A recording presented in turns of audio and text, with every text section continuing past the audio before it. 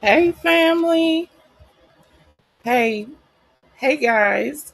Welcome. We are back with Birthing the Untethered Heart podcast. Y'all forgive me, it's been a long time. I'm trying to get used to these buttons again.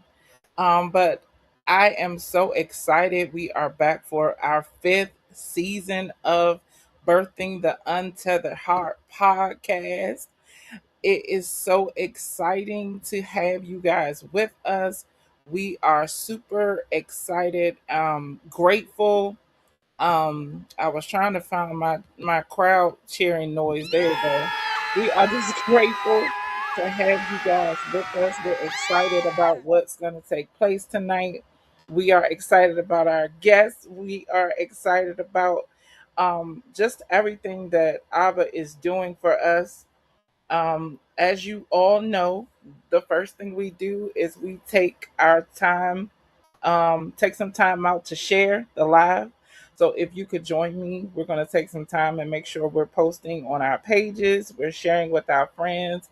If you have not been following me, my name is Angela Nicole. A I am the host of this platform, and the Birthing the Untethered Heart is a movement that is about healing and untethering from the trauma that keeps us from being who we are meant to be in life, the things that we have been created to be, the things that we have been created to do, just the happiness, the joy, all the things that we should be living our lives and seeing in fruition. There are a lot of times there are things keeping us from that. A lot of trauma, a lot of pain. So this movement is about birthing hearts that are untethered from that pain. And I do have an amazing co-host. I'm going to bring her on once we finished our share. But if you could just take a few moments and share the broadcast, whether you're following us on Facebook or on YouTube. We want to make sure we get the word out. This season is about our men, and we are talking about mental matters. Mental matters, the matters that are important to the mind of a man, the mind, heart, and soul of our men. So if you could share this with your brother, your cousin, your father, your sister, your brother, everybody, we want to get them on to this conversation. Hey, girl. Hey to everyone who has joined us. Hey, Sade, you are funny. Yes, we got crowd cheering noises once I finally found it. Okay. But we want to welcome you guys back to our season 5. Like, this is crazy. We are literally on season 5 of this broadcast. We have one of our old brothers joining us today, who has been on the podcast twice. And we are just super excited, y'all. Y'all excited? Please be sure to comment in the chat. This is a conversation that we are having. It's not just about us, it's not just about what our perspective is, but we are including you in on the journey. So we are live. Let's just take a moment and share the live out. I'm posting it on my page now. Season 5 is in effect, y'all.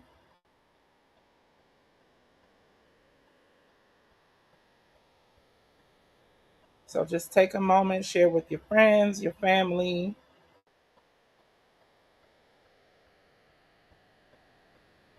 and let's untether together. Who we got on here today? Hey, Mom. My mom is on here. Sade is on here. Mrs. French is on there. Welcome back, sis. She is definitely one of our biggest supporters. We are excited to be back. I got a few more shares, and then we're gonna bring our co-host on.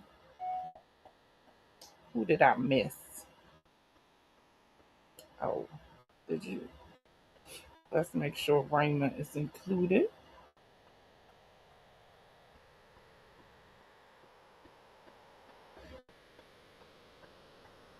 Make sure y'all share with your brothers and your cousins. this season we're definitely uplifting the men, so we want to include them in our share. If you just joined in, welcome, welcome. We are sending out our shares. This is Birthing the Untethered Heart Podcast. Um, and we just take a moment to share the link with everybody so everyone can be a part of the conversation. I am Angela Nicole. If you don't know that, I am the host. And let me go ahead and bring co-host on so I can stop saying I have a co-host and not be able to see who she is. Hey, girl. Hey. Uh-oh. Did you say hi? Because I didn't hear you. Sorry. There you are. Hey, girl. Hi. How are you? I'm good. How are you? I'm here. How was your day, my love? It was a nevertheless day. But Yes, it was another good. blessed day in the kingdom. Hey, he's still who he is. So he's going to be God at the end of the day, regardless. So I'm grateful. Yes, yes, I'm excited. Girl, you excited about season 5? I can't believe we here. Believe we here. I cannot believe it. What happened was, Yes, hi, Michelle. Oh, yes, Michelle is back. thank you. Charmaine Hi, is Mama. here. Mama is here. Yes, And we are sharing. sharing as well. Yes, just a I few more minutes. would have had to laugh, but I'm nevertheless, so excited about today's podcast. It is going to be epic. indeed. Our amazing brother Brian. Y'all, I can't wait to tell y'all how good he and his wife did on the incentive last year. And guess what? They are coming back. Woo! They Yes, coming back. Well, he is coming back. Sorry, sis. She gonna be there, I'm sure. of course. You know, But she ain't this year is for the men. So we hey, have an all male panel, girl. All male panel. We got Brian French. We got Philip Martin coming back. We got Jason Jones, Pastor Jason Jones. I know y'all know who he is, and also Bishop. I know I'm not supposed to say titles on here, but we got what is my brother's name? Because I'm trying not to call him what I call him. Albert Chapman. We got him coming. We have a full lineup, y'all, of speakers for May 23rd. This year's Mental Matters in Birth in the Untethered Heart Intensive. Y'all, I'm just super duper excited about what God is doing. Hey, Mama Annette. Hey, Faith Girl. We are just so excited, y'all. I'm just super duper happy and excited. Everything is just so great and God is just so good. All right, so I think I'm done. Hold on. There's one more. Trying to get these men on here. like, nah, I shared the flyer. I got it. Can't find the link or in when you don't have the app. It's a little different. Listen, trying to get the men's on the line. We want to make sure they're part of this movement. But wait, there was one more. There we go. He was with us last time. But we are back for season 5. How you feeling about season 5? Like, are you feeling like we are gonna accomplish more? What you thinking? I feel like it's always going to be okay. Let me make sure I wasn't on mute. Hey, hey, little brother, y'all. That's my new little brother, Mr. Tommy Walls, the VIP of DPA Hello. High School. I'm so excited. Hey, Tommy, yes, come on in the room. Did I send this to Trey? Listen, I got a whole bunch of new brothers this year. I want to make sure I got them all on here. I'm just really, really excited. But go ahead. I'm sorry, boy. I cut you off. It's all good. You know, you excited. Let's see. Nevertheless. Okay, so how I feel this year is gonna go, this season's gonna go. With the guys having so much to say and men just being, the leaders that we have in our communities or should be in our Mhm. communities, whether it's on the local level, or whether it's in your household.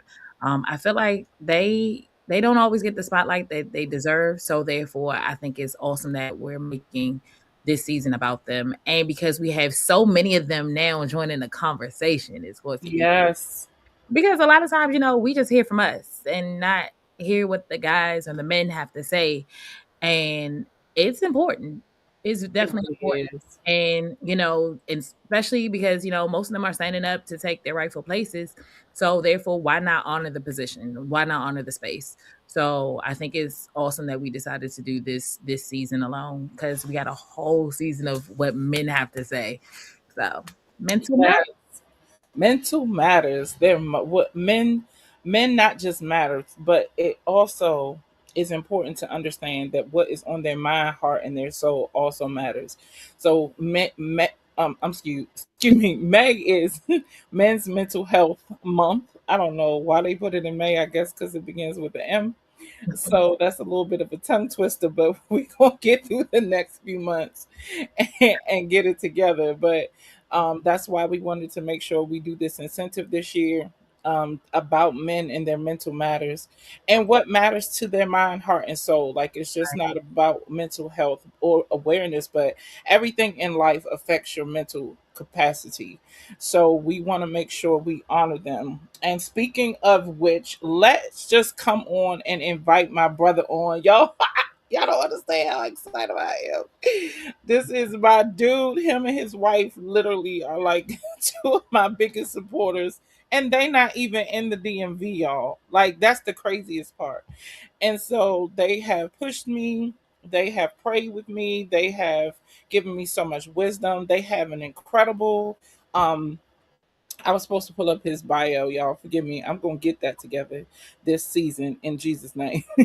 But they have this amazing business and ministry called Reset, where they minister to people who need a second chance at life, whether it be the homeless, whether it be someone who was incarcerated. Like they just really give back to the community and have been doing excellent work in that regard. So I'm just super excited. I won't hold you any longer.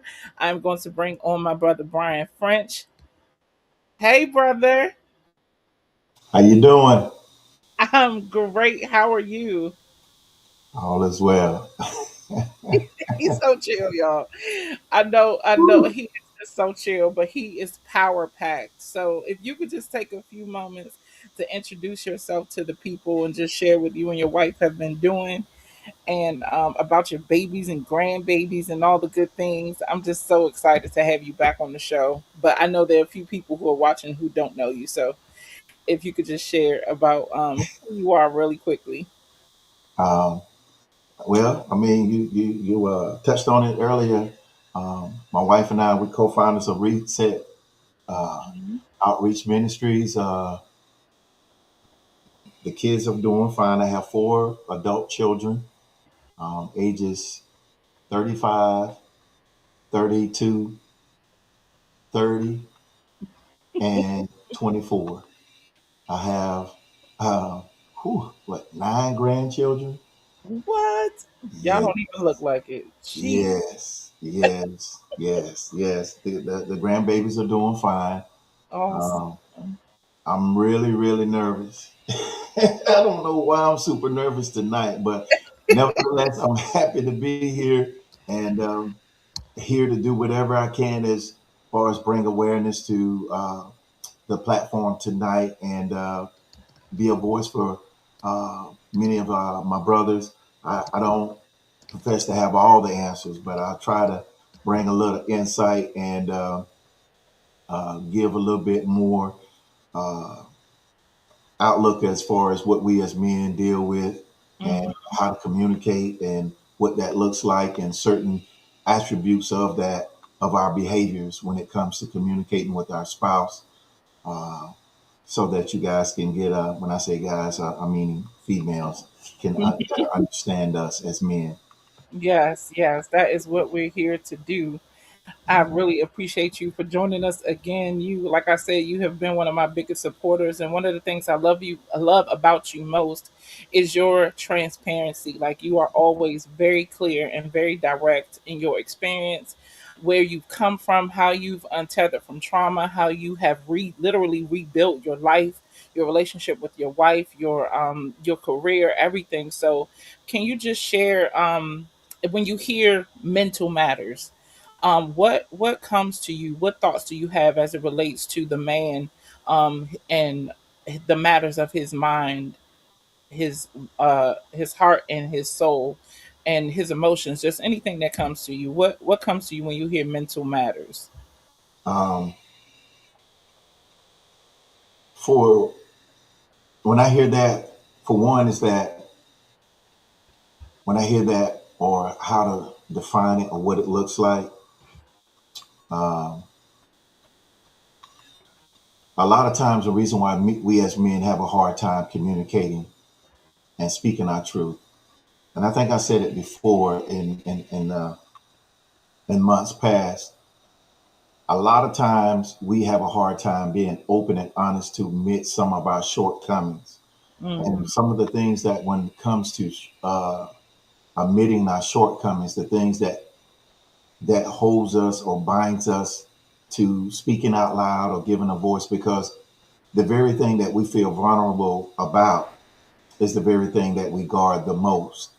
mm, And reason why we're so guarded of that is because if I speak that truth, the very thing that I struggle with as far as trying to let our spouses in to understand certain things that we're dealing with from day to day, mm-hmm, um, we are afraid of judgment. We're afraid of, okay, the very thing that I feel strengthened by, now if I release it, now that vulnerability goes away. yeah. Um, but because I'm afraid or apprehensive initially of releasing it, I'm afraid of judgment as a result of me speaking and sharing that truth. And then that's why it's so difficult for us sometimes to even get to the place where we say, hey, I need help. Yes, that's very true. I've definitely experienced hearing, well, not experienced, but I've heard that from several men. Like they feel like they can't be open because women shut them down before they even start talking. Mhm. When it comes to that judgmental space, what are some experiences you have had where and Michelle, don't kill me, y'all listen, my sister is just as transparent as her husband. So y'all gonna see her in these comments. I'm just letting you know. But what are some experiences you have had with that judgmental space? Like what does that look like specifically coming from like family or from a woman from It your in, experience? well, for me and my marriage, for one, um, early on, it was difficult trying to communicate those things. And some of the things that my wife would see from afar, as far as certain behaviors that she witnessed or she stood by and watched me speak from afar or get bits and pieces. And as she fused those pieces together, or got an idea or an interpretation that she thought she had or was misunderstood, she would speak in a negative manner initially. And so when you hear those negative comments, it makes it even more difficult because you got to understand something. We as men, we got to have a safe space. We got to Hmm. feel comfortable enough that no matter whatever that I'm troubled by, whatever I come to you um, to give you my innermost thoughts and what's difficult at hand, uh, you have to understand. I need for you to give me the whole you and not just, okay, part of the judgment, but I need the openness to be receptive, to listen and hear, and with impartiality and without having any pre biases to render a judgment one way or the other, but at the same time, giving that environment and that openness to be felt to feel comfortable to share. And once that setting is there, then I'll share. But with as far as with my family, because I've been with my wife longer as than I have with my family, and I've been away from home more so than I have grew up being where I'm from originally. A lot of things have changed, and the versions of me that they once knew um, is no longer me, and the version that they had of me, uh, that they remember. There's still parts of that may show up, but at the same time, it's totally different, and I understand that too as well with my brothers. And Mm-hmm. so it's I deal with the mental health side because it impacts my family, both my side, from my brother to my wife's father to now with my son. So each individual, the different characteristics and traits are different. And with me dealing with it right now at home with my son, just trying to make my son feel comfortable where no matter what the challenges are, no matter where headspace he's in, um, before I say anything, I just be still to wait to hear and receive from God on what to say and when to speak to him.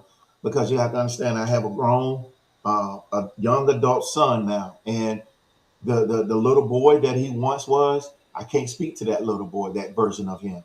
Mm-hmm. And what to say, I have to, really tap into from a spiritual standpoint because the things that once upon a time had control and influence over, I no longer have those influences. Now I got to come from a different perspective and respect and love as a father should and will have you in that setting. So those are some of the areas that I try to keep in mind when speaking to my wife, and whenever I have difficulty speaking my truth, I want to feel comfortable. And once that I feel that it is there, I speak my truth, and then my wife is able to hear with her heart, not just with just being ready to have an iron fist to say finish him because you told the truth, so to speak. But yeah. Yes, I love that. You said something very interesting. You said that you can't really reach your son anymore as a child. I remember I heard, and I cannot remember the lady's name, but there was a woman who was on a platform that Travis Green was doing recently. It was like a conference he was having, and she was a mental health therapist or a psychiatrist, and she was saying that once you get to a certain age, like your parents cannot heal the child in you anymore. It's up to you to do that. What are your thoughts in relation to that thought and how it relates to like men growing into being men or becoming men, their development from between like childhood and actually when they start becoming a man. Well, there's times it's interesting that you ask that question because there are times that when my wife talks to, because our oldest son, he's incarcerated, Hmm. and there's times when certain things that he say or do that are triggers for my wife, then my wife just go off the handle. That's the mother, that's the nurturing, but I constantly remind my wife when that shows up, that version, because my wife is a good mother. um, Yes. she's my wife, and she is really good with our kids. And the thing that I tell my wife that I refuse to do now that I recognize that they are adults, because now he's a man, and I understand that the thoughts he have, um, you can't daddy me, you can't mama me no more. I'm my own man. I got my own decisions and et cetera, and so forth and so on. And so what I try not to do now is yell my point across to him as an adult, because understanding. going when my both of my boys were in the home. Like I said earlier, I had influence, I had control, I dictated the atmosphere. But when they became young adults, able to make decisions for themselves, and the thing that I always told them, any decision you make, there's going to be a consequence. They're both good or bad. But either way, you're gonna get the fruit of those consequences behind the decisions you make. Mm-hmm. And some of the things that I have said before, with all the yelling, with all the screaming, that don't work anymore. And so now that they're adults, okay, now how would I listen to my father when my father wants to speak his point? What are some of the things that when I go around my father or my mother and they say something that I don't agree with as an adult now?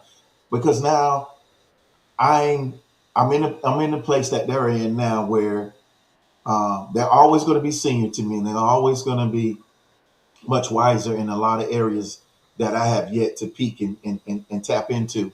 And so that's why I'm so thankful for my parents still being here in the earth. But as a man, when there's something I don't agree with my parents, or they're telling me something out of respect, I know that this is the time to just bite my tongue and be quiet and take it in, digest it, because at the time it may not feel good in that moment, but I know what they're telling me is coming from a place of love, even though in that moment it doesn't feel like it. But at the same time, I know my mom and dad are never going to do anything, at least intentionally, to say hurt or bring harm to me or put me in harm's way. I know that for a fact. And that's the thing with my sons. I have to give them the leeway. I have to show the grace to allow room for them that they can make room for to receive from me. So when I do speak, they're not as confrontational. And the moment they start saying, I know, I know, I know, that's when I know they're shutting down everything. Because that's the problem. You got too many of I know, I know, I know, because you don't know. Because if you understand, you would listen and take in what's being said. It may not feel good in that moment, but what I'm telling you is for your betterment long term. And so those are the areas that, just trying to find that balance to be able to speak and not only speak, but minister where they'll be in a place where they can receive it and digest it a lot better. That's awesome. I love that. I love that. So can you speak more on like your relationship with your daughters? How does this show up in your relationship with them? Well, my wife would tell you as well as with my daughters, they're embarrassed by my protectiveness. Oh, with my daughters, I know when little boys first started liking my oldest, there was what comes to mind is this story of this young man when she was in high school and he came over, and I said, "What you doing here?" He goes, "I'm here to see uh, my daughter." He called her name is Chastity. He said, "I'm here to see Chastity." And I'm looking around at my wife, and my wife said, "Let him in." And I'm looking at her with apprehension, like, I didn't get this memo. And then all of a sudden, I got this young man at my door. And so he comes in, very respectful young man at the time. And then he shares what his whole intent as far as his aspiration. And then after Mhm. all of that, I said, "Hey, we're going to go back here in the room. If I come out before you, you don't ever come back here again. But if you come out before me, then you're more than welcome to see my daughter." But the thing was, I shared that little snippet because the thing is, I wanted to show my daughters what the example that they should look for in a man because of how I treated their mother. So when the Mhm. guys come around, they'll know what they're looking for. I'm not saying they got to mirror and mirror everything in their relationship based on mom and dad, but certain things that what you look for of how you want to be treated by a man is what I gave them, and it was just when it came time to talk to both of them, especially with my youngest, because I have a hard time at times because I feel like she don't love me, but my wife said, "Yeah, she loves you." But Oh, she has her own way, and just try to communicate with her without it being like, "Ma, why is dad saying this?" And why is dad? I don't want to ever have my daughter feeling kind of creepy behind I just love my daughters. My oldest daughter, I can talk with her now because now that she's married, we can have those conversations, and then I can tell her because the thing is, I was telling her some of the things that what to look for in us as men and how a man should treat you and the value. If he really value you, these are some of the things you should look for in a man. And this is giving her somewhat the playbook on what kind of games we as men try to run on women. And I'm waiting to have that conversation with my daughter, my youngest one, that is. But just finding the setting because I've gotten away from it, taking them out to dinner or lunch, having that dinner date with them so that they can see and then have those platonic conversations when it comes to dating men and what they're looking for. I know they're a little bit more close to their mom than with me, than sharing, but I'm trying to make my youngest anyway feel a little more comfortable with sharing. So that's some of the things I have and I try to create for both of them. Amen. I love that. I love that so much. And speaking of men who adorn their wives and their children, Shari, your husband in here giving you shout outs. And we trying to have him on this season too. I'm so excited. That's my besto, Mr. Obi Akporji. And I love that because I think that we have lost touch. I won't say forgotten. I feel like we have lost touch with how important a father's relationship is with his children, Hmm. and how daddies really do care about their kids, like, and how they feel about them and what's going on. Just like you said, I feel like she don't love me. Like that's the way I heard it, because men really don't play about their kids, and so Right. I think there's this, especially about black men, there's this misconception that they just don't care about their children, how they feel, Mhm. or what's important to them, or they're just absent, whether they're present in the home or not.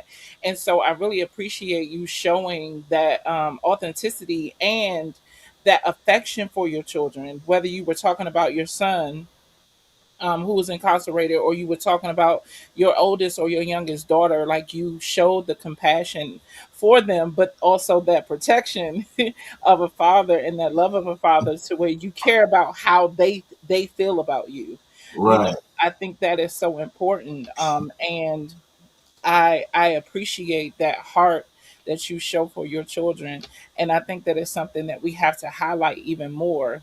Mhm. Shar, did you have any thoughts? I want to give you the space to share with Brian anything, because I know you over there taking notes. Yep, I was taking notes. Yes. Um, so what I was gathering, what you were saying, I love the piece about being able to still be able to speak to your son, not just as a man, but even to the childlike characters that he might still exhibit. But when you were talking about within your relationship, like how that safe space, and I think that needed to be heard for a lot of women because we have to be mindful about the safe space that we create at home, especially with our spouses, and that they should be able to have that with them, like a trusted place, a place where they can ask for help. And you mentioned vulnerability, being able to be vulnerable and not being afraid of judgment. And a lot of times we don't always listen to be hurt, like to listen. We just listen to respond. And I think just women in general, we should be very mindful of that. And when you were saying that, it's just like, I need to be quiet a little bit more. Hmm. I could do this a little better. And not just within my, not with my husband, but just in general, just with men in general, because not all the times when a man is vulnerable and open enough to come to you, is he looking for a response? Sometimes he just needs to talk it out or Right. just to get it out of his head. And so I definitely appreciate that point because I have a lot of sisters on the line, a lot of and they don't always hear it from the male perspective. So I think this is very beneficial even for them to we can be quiet and Right. listen Right. and listen. And you Yeah. see, and then also I want to add this too. With me being quiet, when I do speak, know this. I want whatever I say when I say it matters the most, so that it'll have impact and that Mm-hmm. it'll provoke thought and change. Because it doesn't take a lot of that rah rah rah rah rah rah rah rah rah anymore. Now Mm-hmm. it's like, okay, I know that I know when they speak to their mother, whenever they call or text, that and I'll text my youngest son occasionally, and then every now and then when my son calls, he said, "Well, tell my daddy I said hello," and I tell him, of course, I've always, I'm praying for both of my sons, but at the same time, I want to make sure that when I do speak, okay, my daddy said this and my daddy said that, so that the next time, that's a carryover. I've been thinking about what my dad said, and the few times that I have written my son, the one that's incarcerated, don't write him that much, but when I do, he takes and he treasures those words, and he knows that it's coming from a place of love. It's coming from a place where he knows he knows it's true, but knowing that it's true and taking that truth and acting upon what has been spoken, that's Mm-hmm. on you. That's your part to fix it. That's on you to do what you need to do in order for it to work for your benefit. And that's all I try to get my wife to understand, because my wife knows, because she only does that where first and foremost it's from a place of love, but at the same time she's saying when she does that, she knows he's better than that, and she expects better from him. But sometimes our delivery don't always come off with the well intended meaning behind the meaningful impact you would like for it to have. So yeah. Yes, that's good. You keep going, Shara. Now, I really appreciate, even just your point to even saying that, like, hey, there's still it's still a message even in your quietness, even in your stillness, Mhm. and just being open, Mhm. 'cause everybody doesn't communicate the same, No. and you communicate probably with your wife differently than you did, now than you did in the beginning of your marriage. Or Mhm. even Mhm. as you hit, they had say the midlife crisis for men, and what that looked like, and it could be totally different because the fact that you got grandkids and and you got babies, and that's a different world for some, and for others, it might look totally different. Yeah. So, and I'm sure your circle, it may mirror yours, but it could not mirror yours as far as the men you do communicate with. And I think it's important just in general that men have other men they can talk to, because everything you might not discuss with your wife in great detail. It could be, you got your boy that did Mhm. you do this? Did you go through this? Like, is this foreign to you? So Mm-hmm. I think it's just good in general, just to have your point of view. Yeah, I appreciate it, and I thank you guys for that, because with my oldest son, both my sons are talented. Um, my oldest son, he started out after school, after high school. He didn't graduate. He got his GED, but then my wife and I sent him. I think it was DeVry, if I'm not mistaken, in Charlotte, and he was there for fashion and design. My son can etch and draw all kinds of different clothing. He's very artistic in that way, and I try to encourage him. But if it's not in him to go with it and stay with it, then he's only going to do it because that's what he knows we expect of him. And so he just gravitated to the wrong things. And I know that you know it would have been ideal for all my children to went to college and graduate, but that wasn't in the cards for my two sons. They chose a different path, and my youngest was very athletic. Both of them was academically smart, both of them. And the thing that really frustrated me as a father, as smart as my sons are and were back then, they would not do their work because they had a lot of their friends who were from single parent homes. So they wouldn't do their work because they didn't want to look astute amongst them. So they would dumb themselves down by not doing their lessons so that they could fit in, because they didn't want to look like or appear like the nerdy ones amongst the group. And Mm-hmm. that just that just really just irritated me the most. And my wife was like, "It's okay, babe, it's okay." And at that time, when my wife would say, "It's okay," that irritated me more because I'm saying on the inside, "No, it's not okay. No, it's not." And Mhm. I'm like, "You got both your mom and dad in the home." And it's unfortunate that you have friends who are from a single parent home, and I'm not against that. I'm not knocking anybody who may have been raised in a single parent home, but I'm just saying they don't have to do those things because they didn't have no one pushing them or put that kind of point of emphasis on the studies as we did. And there's a lot of things that I struggled with early on from a mental standpoint of, okay, I was one, like I said earlier, I was that guy that was just, you gonna do this or else, because I was in the military and I was cut from that cloth of discipline. And one thing that was really hard for me to hear one day when I came home from work, my wife said, "Our sons are not your soldiers. These are not your soldiers. They are your children, and you need to treat them as such. You need to take that army hat of yours off when you come home. Before you come home, you cannot come home talking to them like." And and when she said it in that moment, I was like, "Am I really that guy?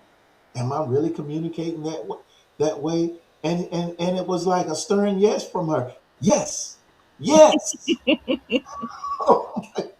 And so but at the same time, with the tears streaming down her face, because that was her plea.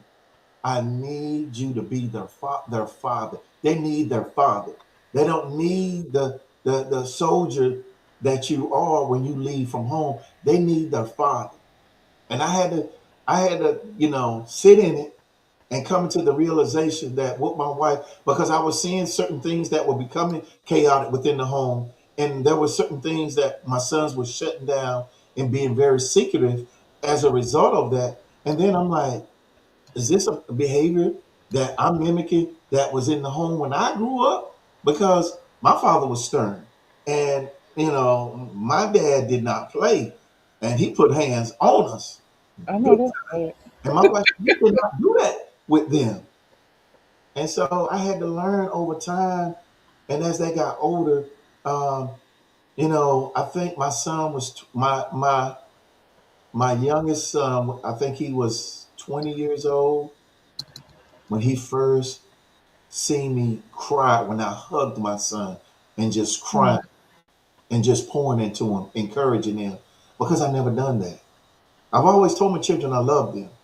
But for them to see that emotional side, just show Mm-hmm. that vulnerability, that vulnerable side of me and my son, and he was numb because he was trying to process what was going on with his dad, and then seeing the side of his dad that he never witnessed in the home.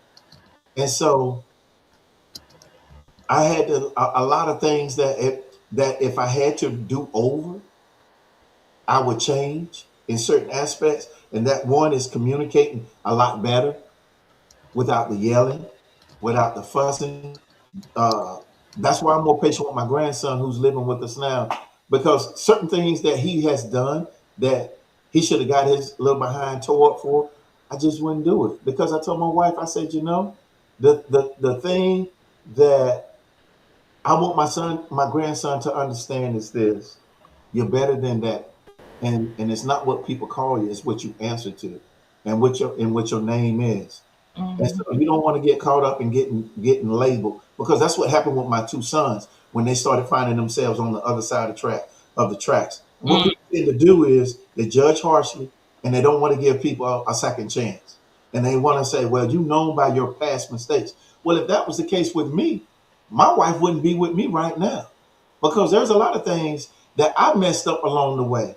And there was a lot of things that the man that I am today in my marriage, that she has this version of me. If I was that guy when we first started over 35 years ago, going on 36, wow, that's crazy. 36 years ago, uh, my wife would have been a happy camper from day one. But that was not my story. But the thing is, I thank God what I've endured and where I come from and what He's delivered us both from. I thank God for the journey, because I'm the man today because of that. because of the beaten path that I was on.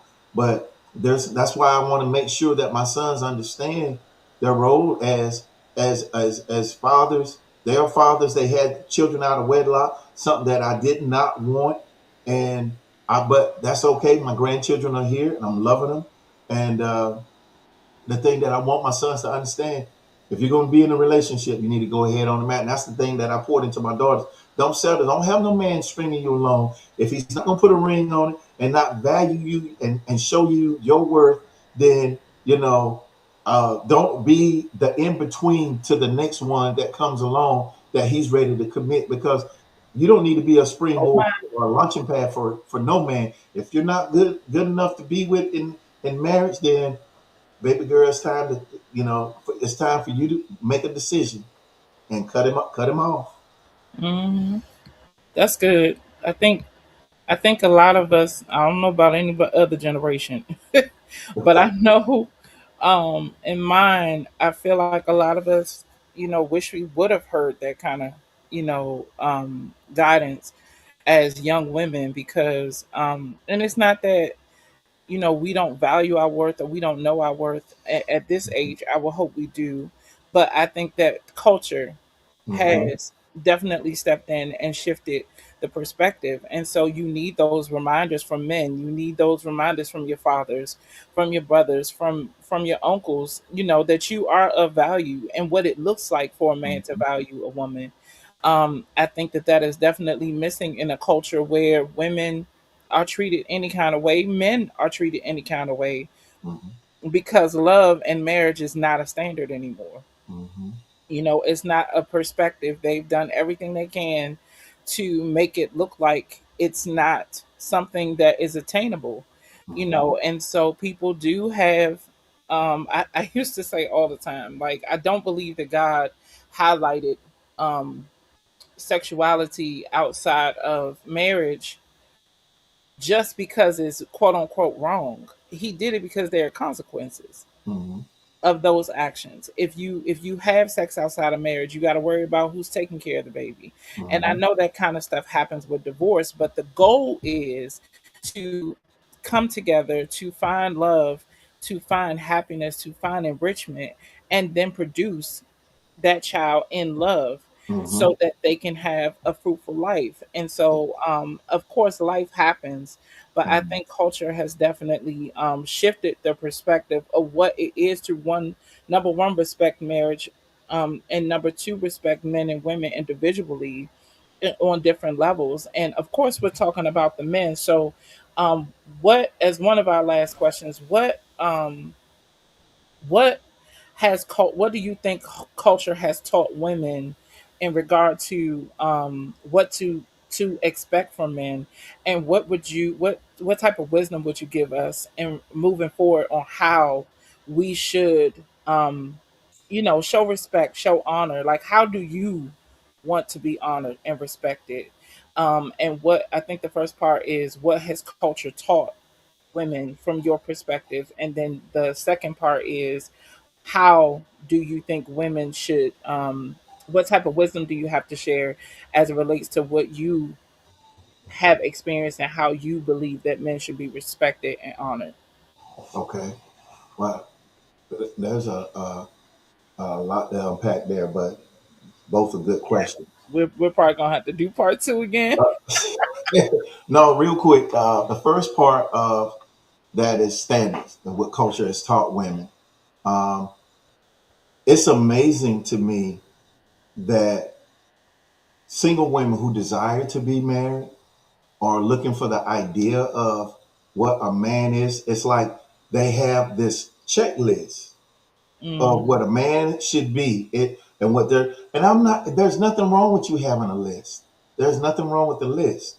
But when that list, if he is only one of out of the 10 or 20 things that you're looking for in a man, is that a disqualifier? And most women would tell you yes. But the thing is, you're going to let somebody who has potential, who may not check the block on everything, who may not even be one of the 20 things that's on this list or one of the 10 things that's on that list. But what you're gonna let a good man potentially.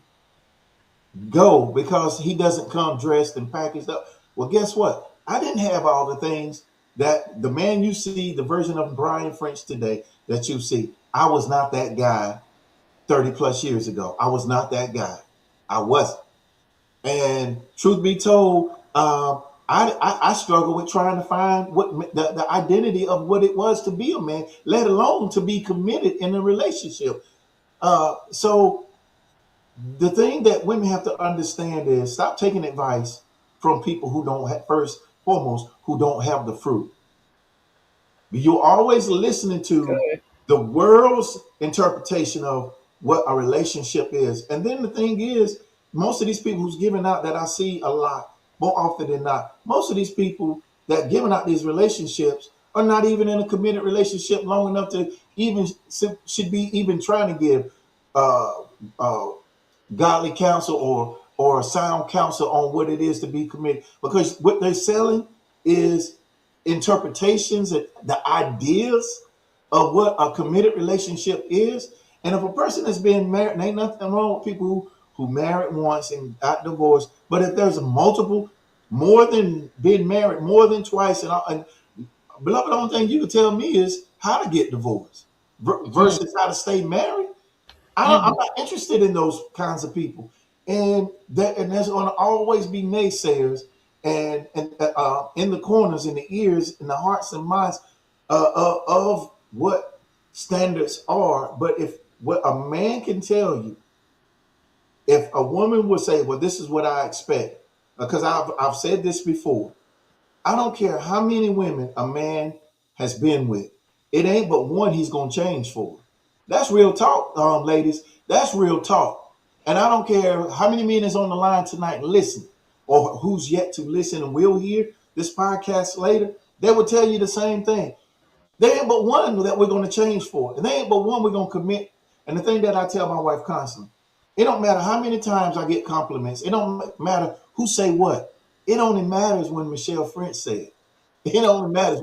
You see what I'm saying? It only matters. And so for for the second part of that is I alluded to it, is that when we find somebody that we're really willing to commit to, because uh, Proverbs 18:22 says that he who finds a wife finds a good thing and obtains favor from the Lord. My good thing and my favor is Michelle French. And I thank God for the favor that he has blessed and bestowed upon me. And the thing that I recognize is this, when in Genesis, where God said that it's not good for man to be alone, and then he caused Adam to go into a deep sleep, and took a rib from, and Eve was formed and fashioned from Adam's rib. Well, my rib is Michelle, because it's not good for Brian French to be alone. And I understand that with her being a helpmeet to me, I understand the importance and the balance of what uh, a committed union looks like. And but when my wife find me touching her, I don't say this often, but when I'm touching her, it's like, I treasure the moments, because I know we're here for a time, and that's when that Mhm. time comes for me to go on to be with the Lord. I want every moment that I spend with my wife to matter. I want every time that she has with me matters. I want to make the most of it. I want us to make the memories that last. And the thing at the end of the day, one of the things that my children will say one day about their fathers, my daddy loved my mother. Because Yes. I love my wife. Yes, that's absolutely beautiful. I just, I just love y'all. I feel like we need to bring you both back for part two, and Oh. we talk more, and we talk more about this, Mhm. what culture has done, how it affects men's Oh mental yeah. health, because it's a really big issue right now. It And I is. feel like a lot of men are struggling with their identity because culture has told them, that you're not of worth, that Mhm. if you can't do this, if you can't do that, especially this whole, me and Char was just talking about this the other day, the whole, if you can't take me to some place other than what is it? Cheesecake Factory Cheesecake Factory. on the Thank first you. date. Yes. You need to come If back you on the first if you take me on Cheesecake Factory on the first date, like that's a problem. And I'm like, what? These people are. Yeah, that's crazy because if But with them wanting to have standards like that, because here's the thing, he might not be in the season where he can take you to the Cheesecake Factory. But if he's willing to take you out, the fact that he's willing to take you somewhere, it that might not be your first choice, might not be your second or third, but the fact is, look at the value at him wanting to spend time with you. That's far invaluable than any restaurant that he can take you out to have that experience. And when he gets in that season financially where he can do those things, he then the cheesecake, then a 5-star restaurant, 4-star restaurant, then you can experience that. But the thing is, if you're gonna always be judged harshly initially, then he's not, well, you're not even worth my time because you see me as a money bag or a money grab and not looking at the value within and the person that I am that I can bring into a relationship, because not all men want to flaunt their money because and the ones who do have it, they want to hold it because they want to know, okay, are you here for me? Are you here what you can get out of me? The same thing hmm with women, and I understand the give and take, but then, there's checks and balances from within. And what's so sad is, I think for today's millennials, when it comes to, they have the internet, social media, and everybody got something to say on various social media outlets that take the perception of what a true organic relationship is and what it looks like. And I'm not saying by any means, come ladies, that on. my relationship is picture perfect, but it's perfect enough for me to have peace. And for hmm that, because I have peace, I am in perfect standing within my relationship. Do we have issues at times when we have intense fellowship? Because I don't like to say argue. We have intense fellowship moments, and when we do, we'll work it out and we'll ration it out. And the thing is the one thing that I could say that I've gotten better as far as being sensitive in the relationship to my wife is this: a lot of yelling don't get. If you're both yelling, nobody's being heard. And if Nobody. it's a lot of finger pointing, if you're not going to be able to be still and position yourself, and sometimes it's okay to be, say whether you're right or wrong, be the first to say, I apologize. I was wrong hmm for that, uh, and learn and grow from that. Just repent and be better. Because I like it when the queen of the house the castle is happy. Because the queen of the house is happy, the whole house is happy. If the queen of Right. the house is upset, then the whole house is upside down. And I just love peace in my home. I Peace know is my that's best right. friend, y'all. Yes, yes. Amen. And I feel like, of course, they have that saying, what's that saying? Happy wife, happy life. But what they don't what and I get it, because just like you said, if the queen, because we really do affect the environment, Yeah. and that is something that is within us, and Mhm. it's instilled in us. If we are in a funky mood, it affects everyone in the house. Mhm. But it is the same for the king, Yes. and we have to be more intentional in understanding that we don't seed into our atmosphere or into our attitude just for us. We Hmm. seed into our home, Right. the atmosphere being the way it is, or the atmosphere, the atmosphere being conducive for love or for affection or for life or for building or for education, is not just so we can be happy. It's for the entire unit. Hmm. And when you make happy people, you build a happy world. And that is the bulk of what I believe that this world needs, in understanding the plight of the black man, as my grandmother would say. Understanding that it's not just about the queen, the king needs to be happy too. And when you build a happy family, you build a happy world. And as we continue to sow into our men, we are therefore sowing into ourselves. We are Right. sowing into our children. We are making a better life for our family, because when things get sticky and family gets involved, like, that's even worse, Mhm. So we want to make sure that we understand that even if we're just a mother or just a sister or a cousin, we have to support the kings in our lives because they need to be happy too.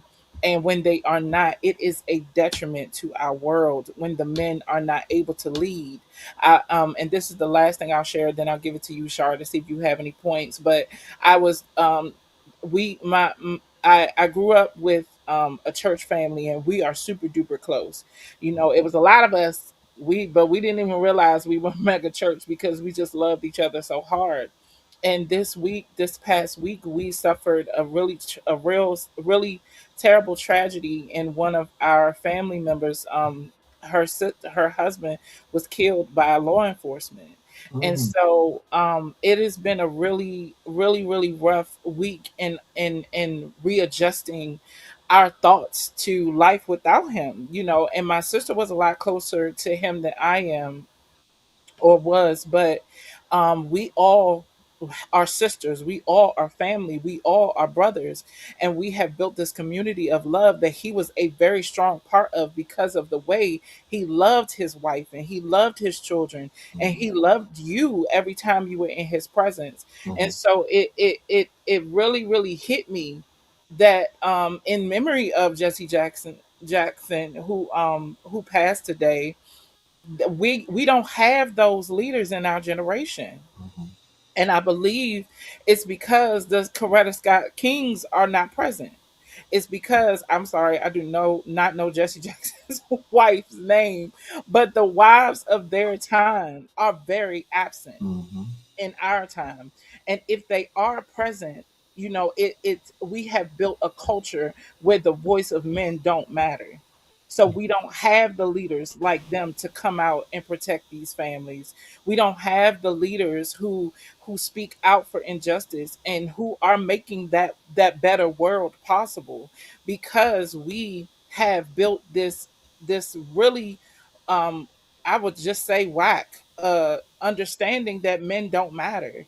And mhm, until we really understand that it is the man who leads the people, and we do have women who can lead, it would never take away from us.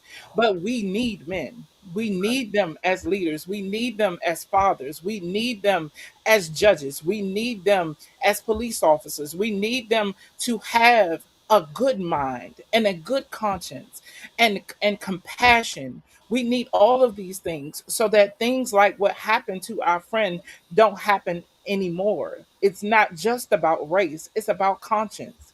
It's mhm, about mental capability. It's about growth. It's about understanding who you are as a man. And I don't need to treat this man this way, but if we have a culture that says men don't matter, then yes, I'm going to treat this man any kind of way I want to because mhm, he does not matter. And I hope that makes sense because I'm still processing, and it's been really emotional for everyone. But we mhm, really have to do our best to seek the wisdom of men mhm, and how they deserve, how they want to be treated, what they need from us as women, whether you are a wife or a sister or a daughter or an aunt. Like, I gotta go talk to my nephew right now because he tripping. You know what I'm saying? mhm, So I can't relate to him as a woman, because I mean as a man because I'm a woman, but mhm, I can support him as a man to find out what he needs to feel better about his life and his future. So I appreciate everyone in the comments and every thought you had. I want to give it over to Shara so she can share any remarks she has as well. It's not much to say after that, man. It's really not. Sorry. You went to the Sorry mountaintop. for me. I, So all I can say is, back to Brian's point about the queen not happy. I also heard happy spouse, happy house. yes, I Also love that something one. that they taught us in uh counseling one time. They were like, well, yeah, because we make it about us a lot, and Hmm. we do, and it is a lot of mhm, times about us, but we appreciate that love. But also, we want you guys in turn to also be happy too, because it's equal. I mean, everybody happy, everything's going to work out so much better. Hmm. right. I So, think but yeah, that's that's all I it. had to say.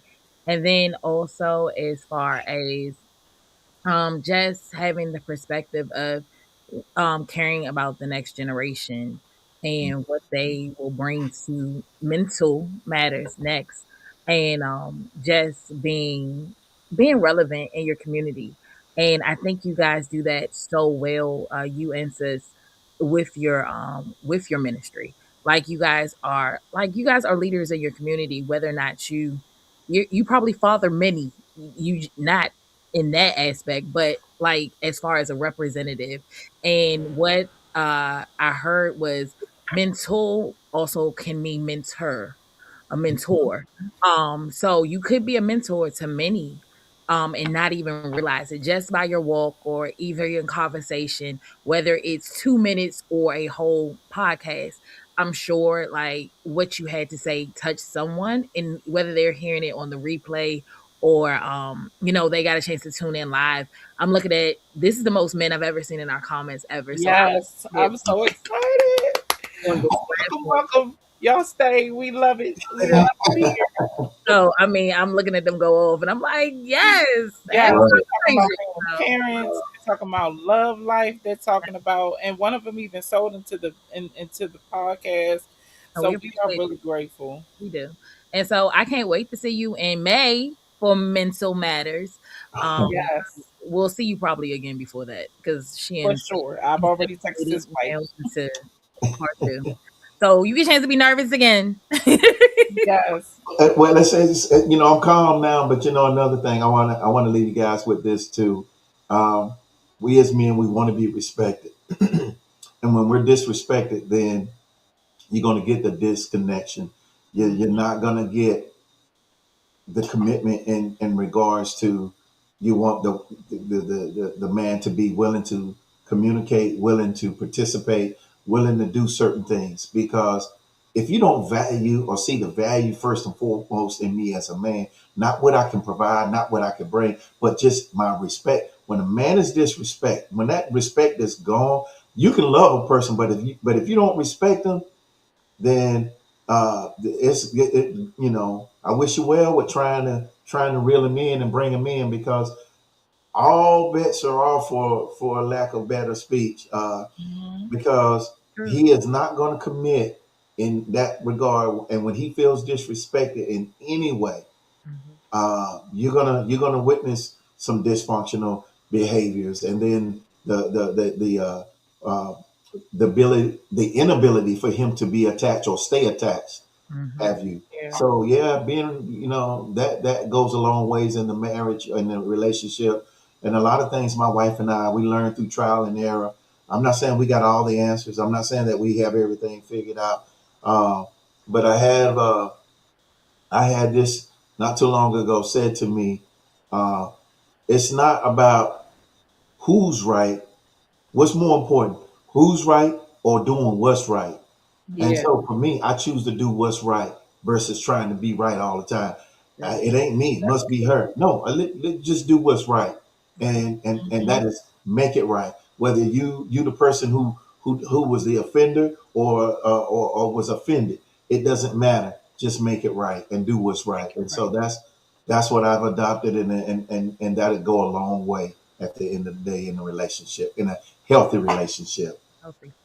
Yes, I love that so much, and I'm just full, like super full. You know, I love talking to you. We could talk for hours, but we don't want to keep the people waiting too long so they can come back next time.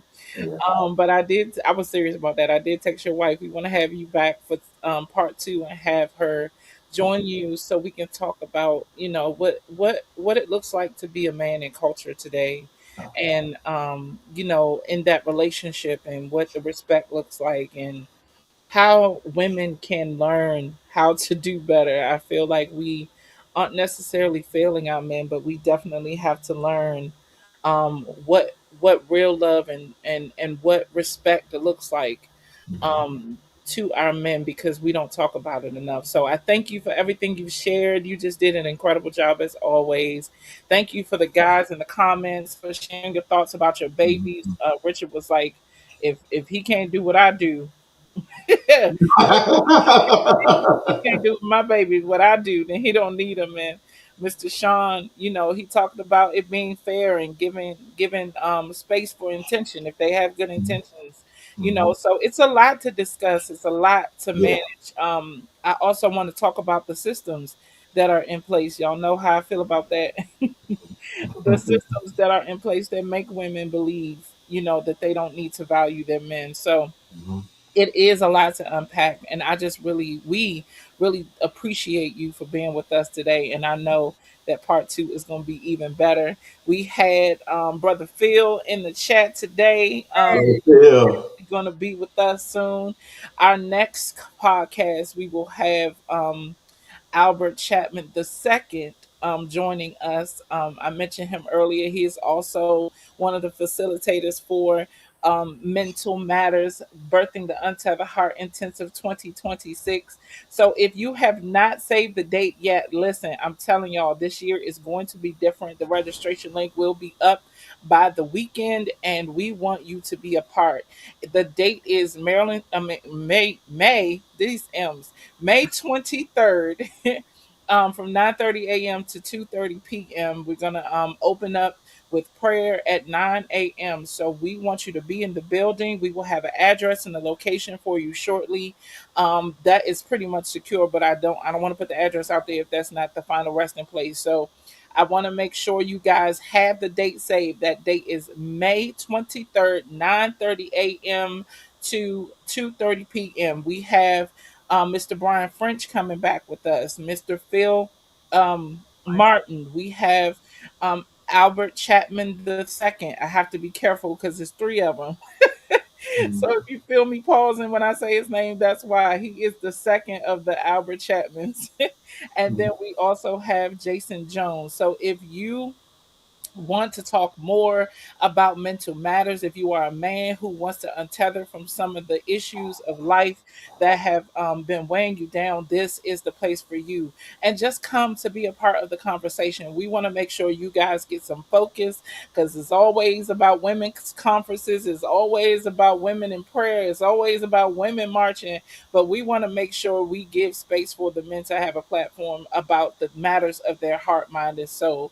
Thank y'all for joining us. It is season 5. I can't believe it. We are excited to have y'all. Thank you for being in the comments. Thank you for sharing. And we will see you next time. And as always, let's untether together. See y'all soon. All right. Bye.